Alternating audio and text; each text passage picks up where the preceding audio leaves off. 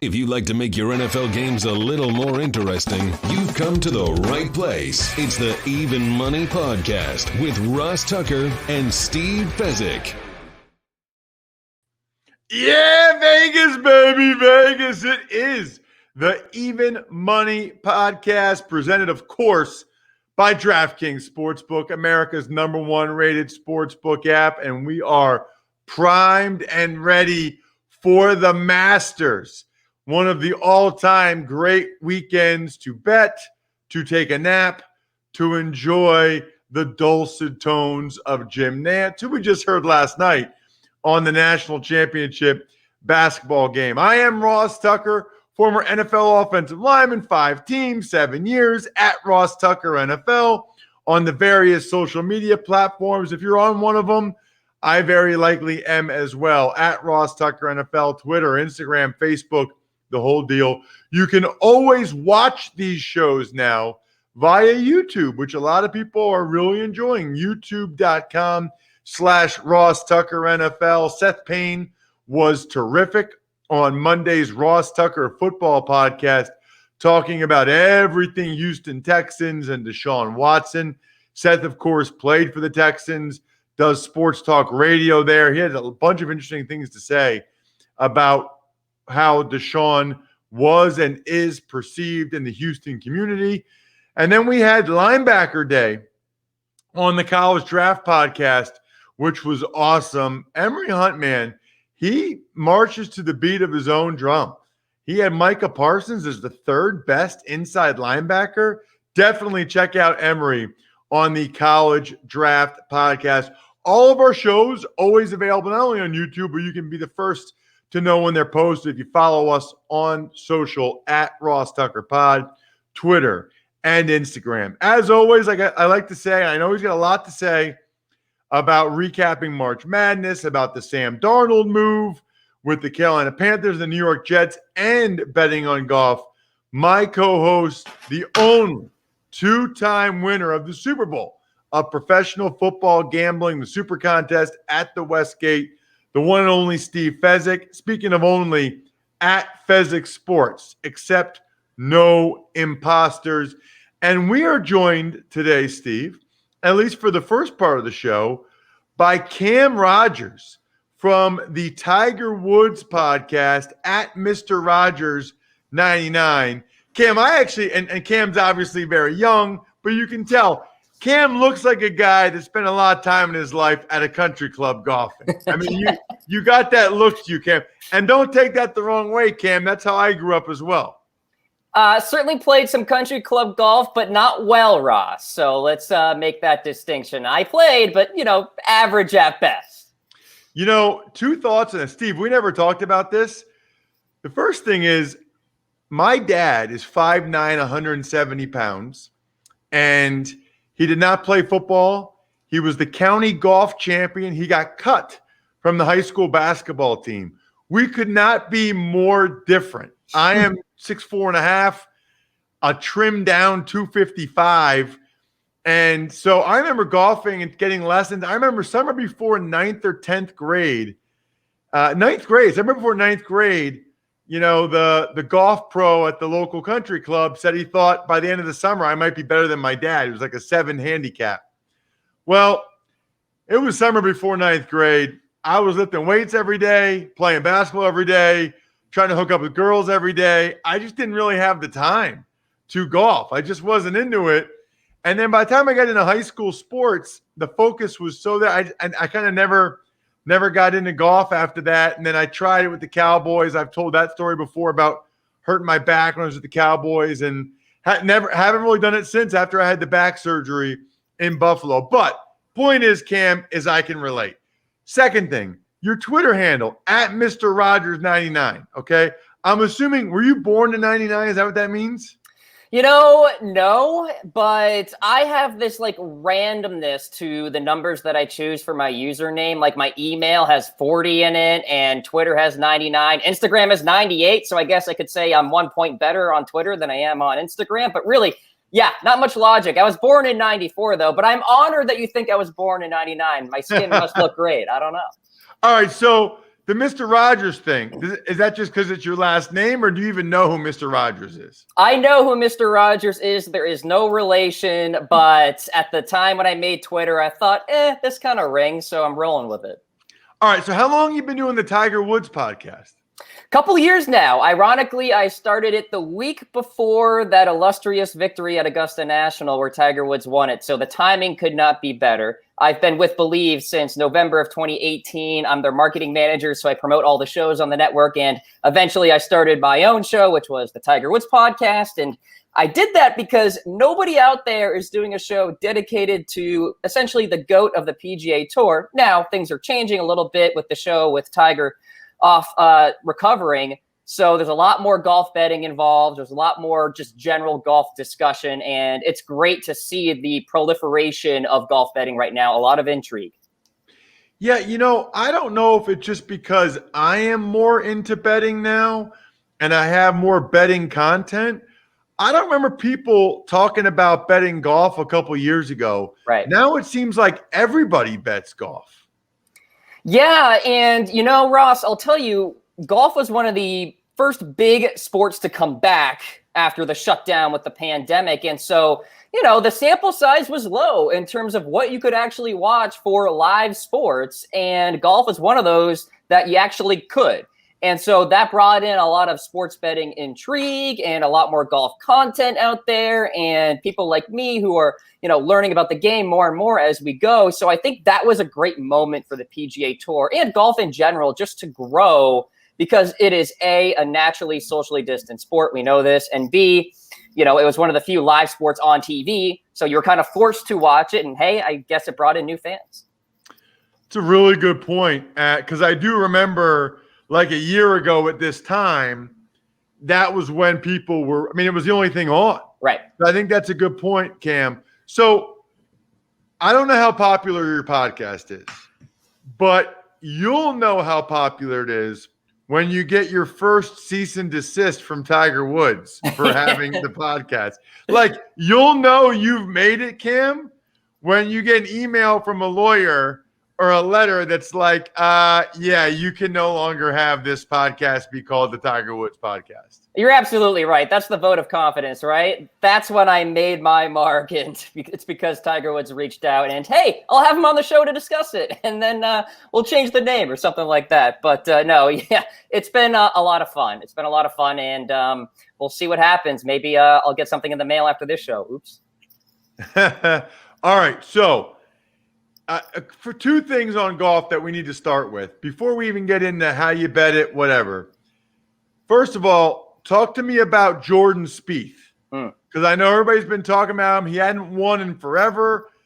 Gosh, time flies, by the way. It seems like he was just like the next big thing, and then he went away for a while. Now he's back. What do you think about the way Spieth's playing, and do you give him a chance in this matchup? Yeah, winning recently at the Valero Texas Open, his first victory since the 2017 Open Championship at Birkdale. So it has been some time, but we started to see some signs about a month and a half ago when his iron game started to get hot. He's now posted 6 top 15 finishes in his past 7 starts. In his first 5 trips to the Masters, his worst finish is T11. So you're seeing this combination of elite course history and really good recent form. And that spells well, obviously, for Spieth's chances this week. The outright market has gone on him in terms of value. If you wanted an outright number on Spieth, you got to go back to like January when it was super inflated. Now he's one of the favorites and everybody's talking about him. But it is great to see him, in a way, pick up the slack without Tiger Woods. People love to talk about Jordan Spieth. He's a content kind of guy in the golf community. Him along with Bryson DeChambeau. So, look, he's going to be a factor this week. There's no doubt about it. He's going to have to fight some history here to go back-to-back in terms of winning Valero and then the Masters. Only a few people have done it. Phil has done it before. But he should be a contender come Sunday afternoon. So what about my guy Brooks Koepka? Now, I think Bryson DeChambeau might really be my guy now because he's a DraftKings guy, and so am I. So I might be team DeChambeau plus DeChambeau's, but I just kind of like Koepka's style. Do you give him any shot coming back from injury in this one? No, I'm off him this week. And here's the deal with golf, guys. We know it's a volatile sport, and not all of the top players are going to finish inside the top 10 in a given week. And obviously, the Masters is no exception. So you have to take a stand on guys. Who among the favorites are you with, and who are you against? This week, among the favorites, I'm against Brooks Koepka. The guy just had knee surgery last month. I find it hard to believe he can compete in the heat of this tournament with so many good talented players around him. And so I think we need to see it on the course first before we put any money on him. Let's see how it goes this week. And by the way, walking Augusta National, low-key, is not easy. So we have to monitor that as well. Love Bryson, not so much on Brooks. I actually did that. I actually walked Augusta when I was in ninth grade with my dad. We went to the Masters. So I watched it. You're right. There is some truth to that. Yeah. Speaking of truth to it, you can turn $1, Cam, into $100. Pick any golfer from this weekend's tournament, and if they finish in the top 10, you cash $100.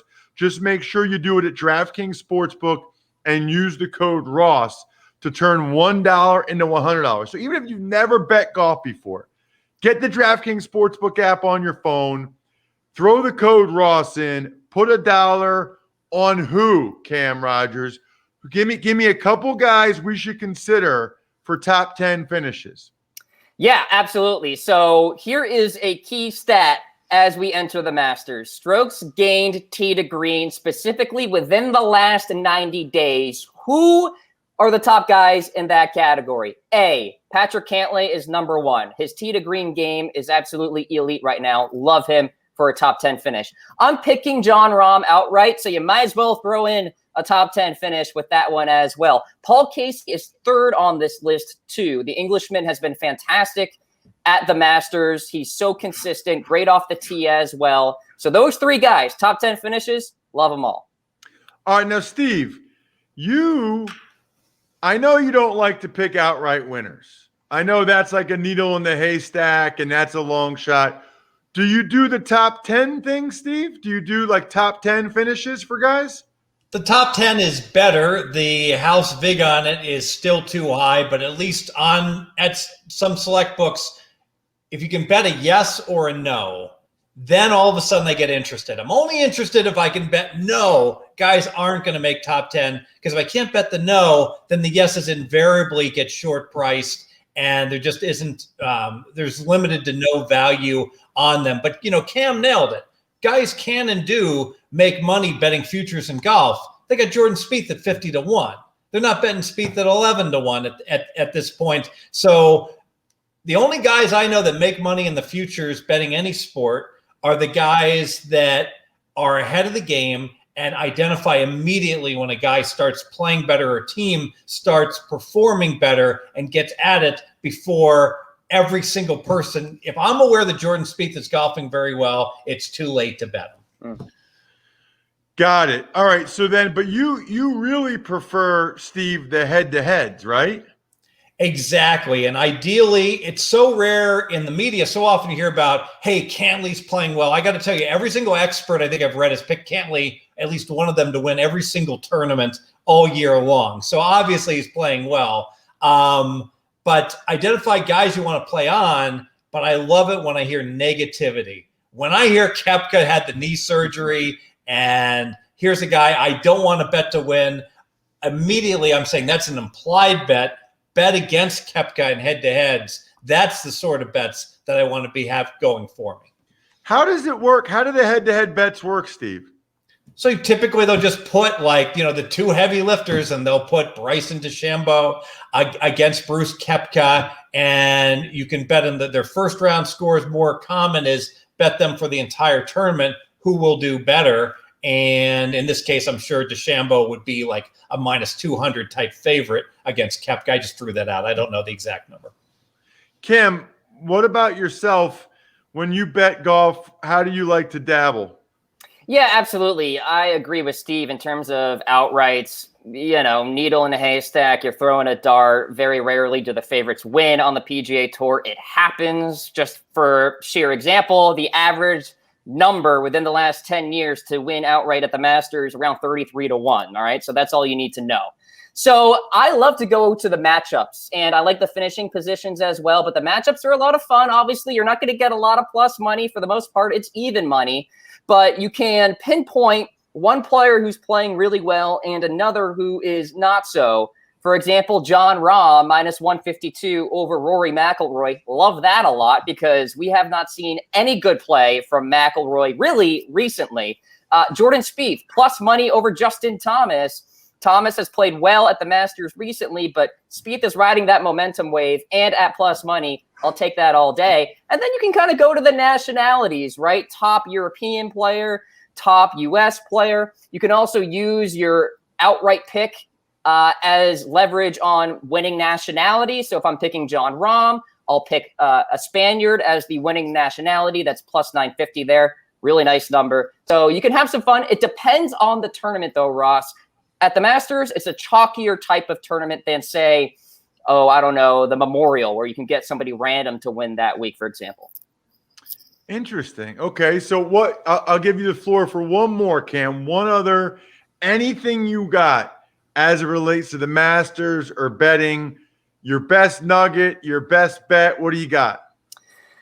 I'm going to say it. I kind of like Phil Mickelson this week, guys. Now, let's slow our roll. I'm not picking him to win. I'm not picking him to finish inside the top 20, but at plus money to finish inside the top 40, plus 125, I'll dabble with that. He's gaining strokes with his irons on the PGA Tour, right? We're not talking about the senior tour. He's actually playing pretty well with his irons on the big boy tour. I think that can translate. And also, there's some instances where when you roll down Magnolia Lane, you find that Augusta magic. Tiger did it a couple of times in his career. Say after the scandal in 2009, he shows up to Augusta in 2010, finishes inside the top 10, had no business doing so. We could see that with Phil, some sort of T35 this week. So I like him, and I know he's a fan favorite out there, so I wanted to throw his name in.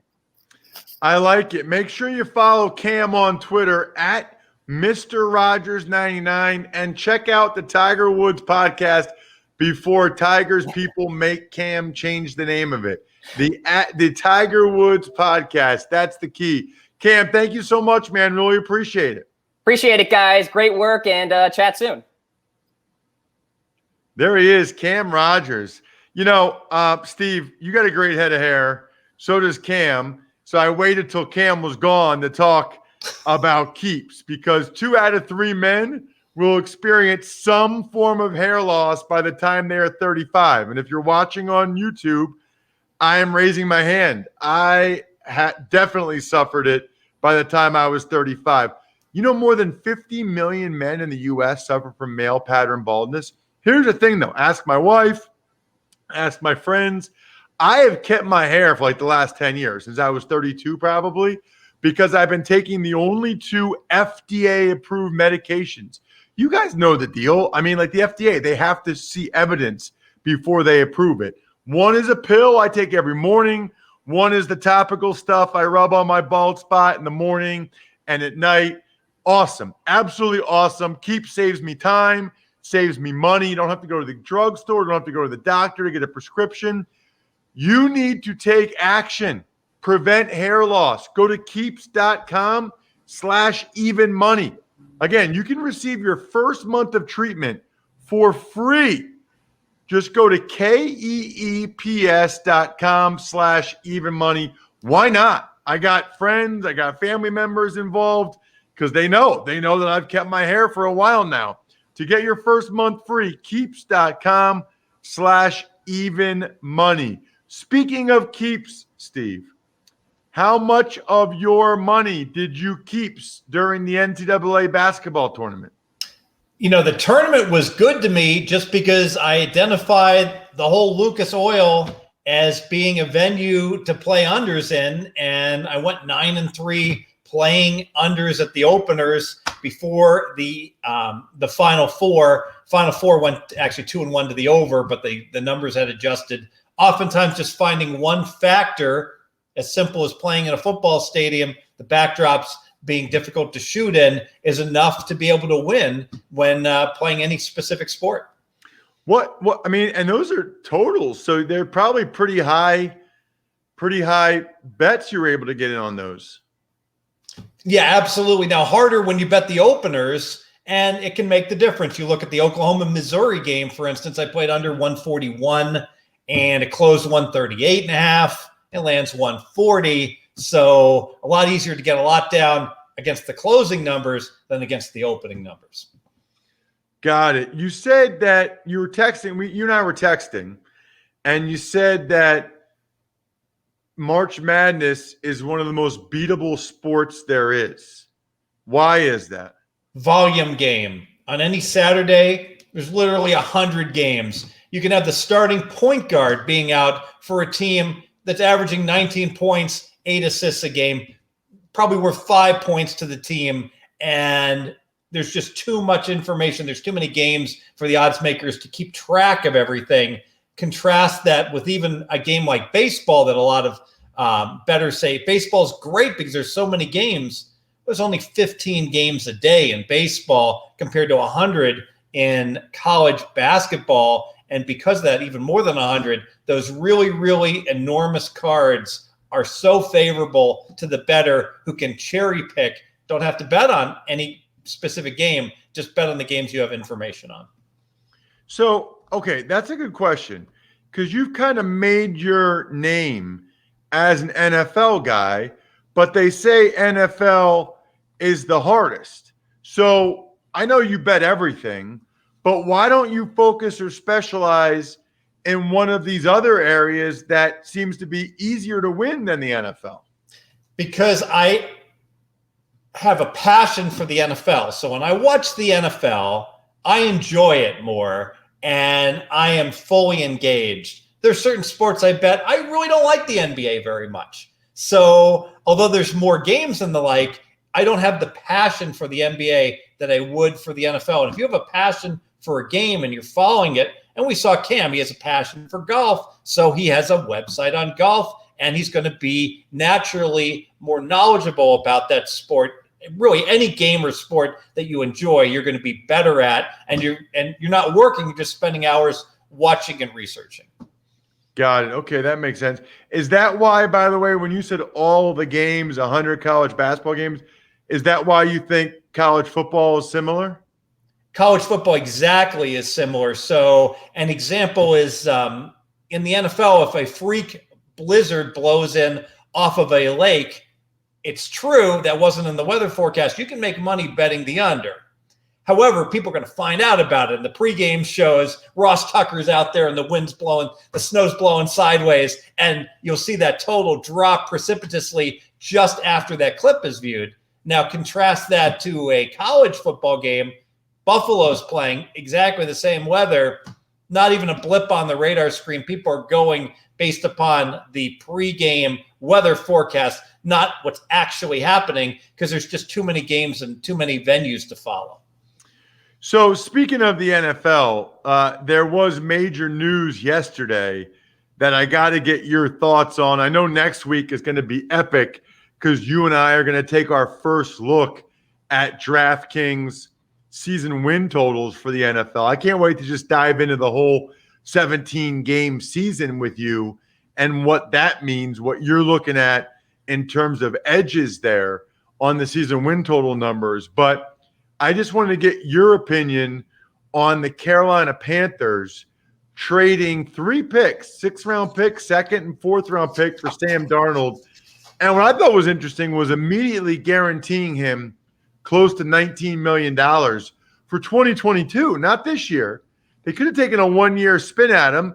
If he's great, give him a new contract. If he stinks, then you're out of it. Instead, they guaranteed him the $19 million for 2022, Steve. And I know from texting with you, you're not a big fan. Yeah, I don't understand this at all. Now, I know the owner of the Panthers, hedge fund manager, Tepper Brilliance, and I get it. Potential. You got a guy, Sam Darnold, that went 3rd in the draft, so obviously has the pedigree. But you've got 3 years of data in the NFL, and he's been bad. How bad? If you look at the quarterbacks that have qualified to have enough pass attempts to have a QBR rating, he's last of the 20 quarterbacks that qualified by a large margin. It's not even close. If I'm looking at his numbers now, his best year was 2019, 25th in QBR. Last year, he was last in QBR. And you look at Bridgewater, what's wrong with Teddy Bridgewater? He was 17th last year, 22nd the year before. So you've got an example where Bridgewater, slightly below average starting NFL quarterback. I have him rated number 19. I have Sam Darnold rated 31. Okay, you get away from Adam Gase, you get away from the Jets. Maybe Darnold gets better. I don't think he gets to be as good as Bridgewater. And why are you giving up, a second and a fourth rounder next year to get a quarterback that should be a backup? I do not understand it. It's interesting because on a lot of levels, because number one, I don't know if you saw my tweet yesterday, Steve, at Ross Tucker NFL, but his numbers aren't even nearly as good as Mitch Trubisky's. And Mitch Trubisky signed with the Bills 1 year, $2.5 million to be Josh Allen's clear backup. I mean, backup to an MVP candidate. So these other teams, the Niners would rather trade 3 first-round picks. The Panthers would rather trade 3 picks and pay Darnold. Obviously, we know what Washington and New England and New Orleans and these other teams have done. Nobody really wanted Trubisky. I'm not here to say Trubisky's good. I just think it's interesting. Trubisky's a 4-year sample size. Darnold's 3. There's this perception that Darnold is salvageable and still good, just a product of his circumstances, whereas Trubisky's a lost cause. I mean, you want to talk about value and the hedge fund guy, give me Trubisky for $2.5 million and no draft picks over Sam Darnold for $23 million fully guaranteed and 3 draft picks. And Trubisky did have a stellar year. He was actually 3rd in QBR 1 year. Hard to believe. So I almost wonder if this isn't the game of musical chairs where they're taking away quarterbacks one by one. Oh, there goes Fitzmagic. Looks like Watson's not going to be available. And Carolina, for whatever reason, doesn't want Bridgewater to be their starting quarterback. And Ross, they ran out of quarterbacks. They're like, you know what? We got to take a chair, any chair, or there's not going to be any chairs left. Well, it's interesting because Daniel Jeremiah from NFL Network came out with his latest mock draft. He had 5 quarterbacks going in the first 7 picks. So none of them were going to be there for Carolina at 8. Carolina's desperate. The part I don't understand why a year ago in free agency, they guaranteed $10 million of Teddy Bridgewater's salary this year. I don't understand why they just guaranteed Darnold's salary for next year, for 2022. They don't have to do that. I'm not understanding. I think that they think that they can get these guys to play really well, and that so they're actually getting value there. But wow, there is quite the risk, especially when they just showed they evidently weren't able to do that with Teddy Bridgewater. All good stuff, Steve. I am so fired up for next week. Our first look at the season win totals over at DraftKings. If you're going to make a bet, always use the code Ross over there. Season win totals next week. Get fired up. We got to get Steve's thoughts on the 17-game season, how it relates to the win totals. Other than that, good luck, everybody. Hope you guys win some money.